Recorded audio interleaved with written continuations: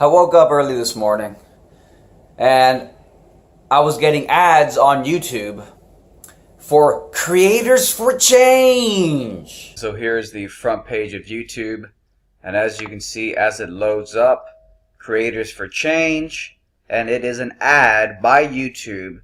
So YouTube is wasting precious ad space to promote hijab apologetics and their so-called Creators for Change program. So they're spending money on ads. They're losing money by promoting and using ad space to promote this. That's how serious YouTube is about this silly propaganda. And of course, Susan Wojcicki was gleefully, the CEO of YouTube, was gleefully talking and praising their new Creators for Change program to promote LGBTQ issues and justice and pro-minority and all this wonderful stuff, right? We want to make sure that we, as a platform, are using it for good. We announced this program called Creators for Change. Really good work to fight xenophobia, to talk about LGBTQ issues, and that promote tolerance. So I see Creators for Change, a big fat ad promoted by YouTube. Because instead of working on demonetization, instead of working on the never-ending problems that keep arising from the platform, Susan Wojcicki is more interested in a politically correct agenda. This is how you know that a platform is dying. So I'm like, well, gee, better click on it and see what corporate liberalism is trying to push now. And lo and behold, it's basically Muslim hijab apologetics.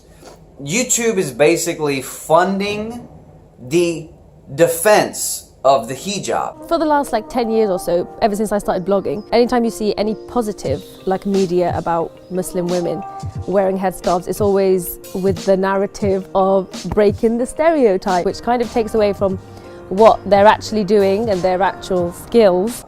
Now, I'm not opposed to hijabs, and I'm not opposed to Muslims who want to wear it. My beef isn't with Muslims. My issue is with the supposed feminist female CEO of YouTube, and YouTube as a Western corporation in general, claiming to be about political correctness, claiming to be about women's rights, while simultaneously pushing a culture that is completely at odds with what feminism claims to be about. But of course, YouTube being inconsistent is nothing new. That's why I created these amazing Screw You Tube t-shirts. That's their new logo. Be sure to pick up one of these shirts for yourself, and it's a great way to fund my work in the face of the adpocalypse demonetization crisis. I'll put a link to the shirts in the description below. Being here at the Slut Walk means that all the times I've been harassed, all of my friends who have been raped or harassed walking down the street, going to their jobs, wearing normal clothes, wearing whatever, a nice dress, being here is empowerment for women. I don't believe the hijab is there not to attract the opposite sex. It's there to protect you from certain situations, but it's also there as yeah, but identity. What is it protecting you from? To look visibly like a Muslim. So for example, what's it protecting you from? So for example, because I'm in hijab, I don't go to certain social situations. I won't go to a club at night where people are drinking and that. Yeah, that is literally because I wear hijab. Why? That's probably one of the things. It's not about because I'm not going to be allowed in. It's because it's just not an appropriate setting for me. For us, for me, for my girlfriend, that we can just be free to be who we are and not have to worry where we go or what we do or who we are. It's funny, you read the description for the first video for this Creators for Change program, this video, and it says something about it's important to help Muslim women break stereotypes. But it's not helping Muslim women break the stereotypes that women are less capable than men, or that women need to wear hijabs to go out into public, or women are begging for rape if they go out scantily clad in public. Those aren't the stereotypes that YouTube's, Creators for Change program is worried about.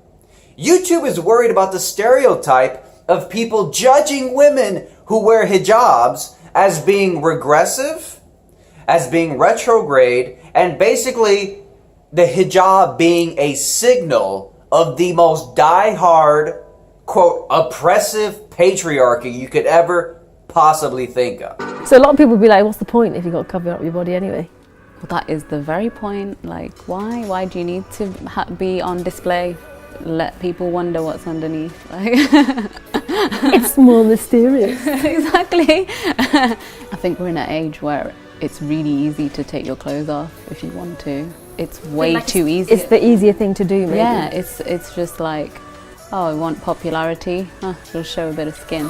So again, my issue isn't even with Muslims and the culture that they like. My issue isn't even with that.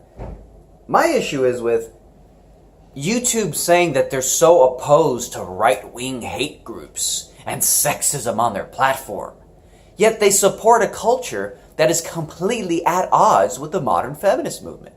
That if a white male in America espoused and told women that they should wear hijabs, and told women that they're at fault if they go out dressed scantily clad and not being modest enough, that they're basically begging to be raped, if a white man in the Western world said that, they'd be called sexist, misogynist, every fucking ist term they have. But when a Muslim woman or a Muslim man believe and embrace this culture, YouTube is working overtime to promote it. So I'm just trying to figure out what the fuck is up with YouTube. Because they're mass demonetizing people, they're shutting down channels, they're robbing people of their financial livelihoods, they're undermining the work that people put into their YouTube channels, all because of hate and extremism. Where's the Wall Street Journal now?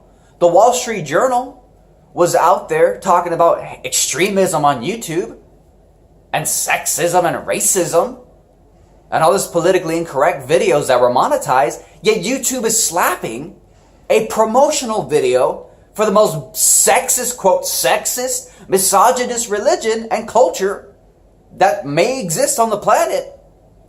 And YouTube's fucking promoting it on their front page as an ad itself. So my issue isn't even with the Muslim culture or the hijab. My issue is with the inconsistency, the double standards. What is YouTube's real agenda?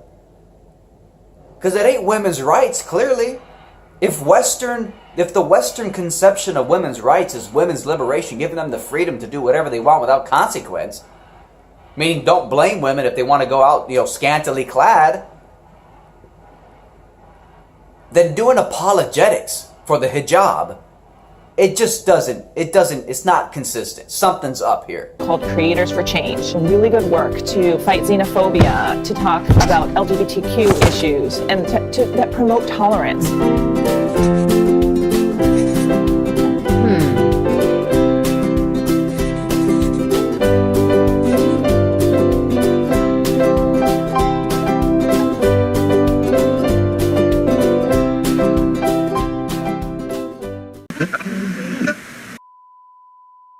Fight back against YouTube censorship by supporting me on Patreon. You'll also get access to exclusive, never-before-seen videos and other perks like monthly Google Hangouts with me, free books and t-shirts, and more.